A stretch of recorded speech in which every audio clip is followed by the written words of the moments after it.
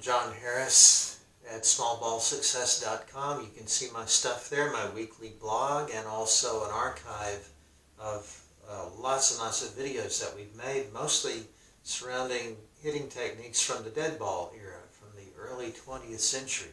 And we do that because guys back then were all about contact, putting the ball in play, hitting the ball all over the field.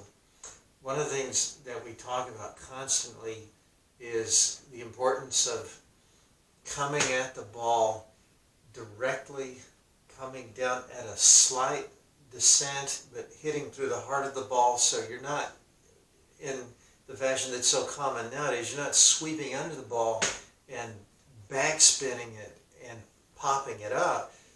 So often shorter fellas will just pop that ball up. It's the big tall guys who can get that over the fence. Well, that's why we call this smallballsuccess.com, or one of the reasons. We're trying to use these old techniques for guys of shorter stature.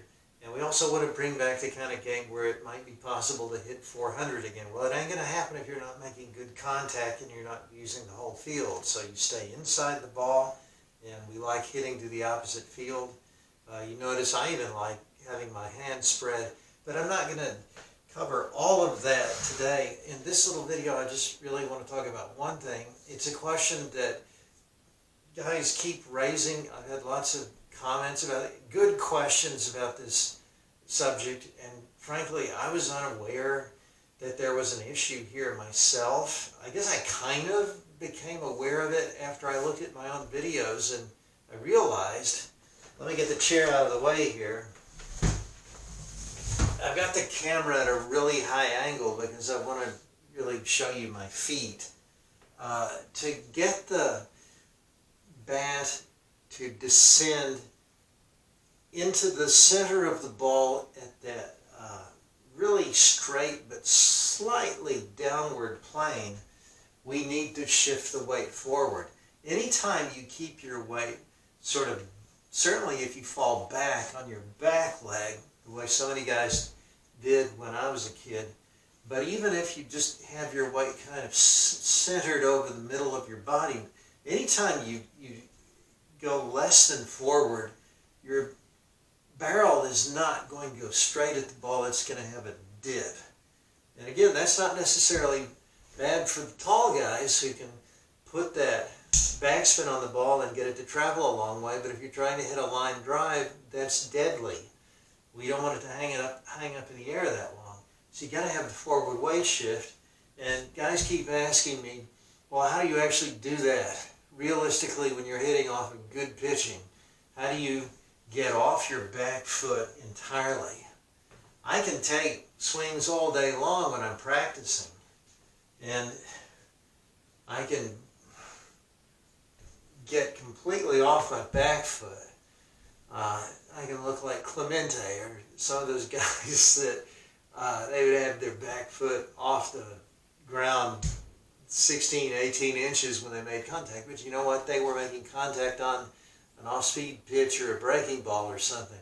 I don't think they were hitting fastballs that way. And that's what I realized about myself and looking at my videos, because I always have my hitting machine pretty close to me. I'm trying to really challenge myself with realistic fastball type offerings, so that even someone at my age of 66, I'm still hitting with reaction times that are not that much slower than what you guys at 18 and 20 are having to face. So I'm not actually getting, unless it's going to be a breaking ball, and again, my hitting machine doesn't throw stuff that's off speed, or if it very occasionally does, it's because one of the balls is split or something, but I'm looking at pretty fast stuff, and what I find is that realistically, I'm kind of, the back foot, when I make contact, it's dragging the ground. A lot of times it'll come around behind, and I can find photos of Ty Cobb, and I got one of Babe Ruth, a young Babe who looks just like Cobb. I put the two photos side by side in one of my books called Landing Safeties, and you could practically superimpose one image on the other. Both of them, it looks like they got kind of an inside fastball, so they're not going to certainly come off the back foot, but the back foot is, as they finish their stroke, is dragging around behind the front foot. Now that's a full forward weight shift. That's, to me, 100% weight shift, because if your back foot is dragging the ground, obviously it's not bearing any weight. That's what we're after. It doesn't have to be off the ground. The front leg doesn't have to be, and probably can't be, it won't be straight up and down vertical when you make contact. So most of the time you're going to be looking for fastballs, you're going to be getting fastballs, you're going to be hitting fastballs, and that means you're, again, you're not going to have the weight shift that looks like that. It's going to look more, well, I can't obviously do it and stand stationary, but you're going to actually be dragging the back toes as you make contact, but there might well be a little bit of an incline in the front leg. Guys with really strong lower bodies, I first noticed this in Lou Gehrig, and I see it in Bryce Harper, who, it's amazing to me how much he reminds me of Gehrig in some of his swings. But those guys would have a severe, a very noticeable incline, an angle in their front leg, and yet their back leg is actually off the ground. Even though they have that angle in the front leg, they shift their weight so ferociously forward that I mean, I don't think I could get in that position and make contact. Now that's still not a kind of stride that we would recommend at small ball success, because what that means, when you have that front leg too much inclined, even if the back one is off the ground, but when you lean back that much, again, the barrel's going to be kind of sweeping under the ball. Is going to be dipping. You're going to be getting too much backspin for potential 400 batting average champ who hits the ball in line drives all over the field. That's not the kind of stroke that we're looking for. That's not going to happen there. Of course, Gehrig and Bryce are pull hitters, and we're not shooting for that. So don't, in contrast to maybe some of the things that I've written sometimes, or some of the things that I've said, I'm just really becoming fully aware of this myself, but don't think that when we talk about a decisive forward weight shift that means that you're going to be completely up and down on the front leg, or that your back leg is going to be completely off the ground. It might be, that might happen on an off-speed pitch, or a pitch where you get a little bit fooled. And that's the one where you might actually have the handle leave your top hand when you make contact.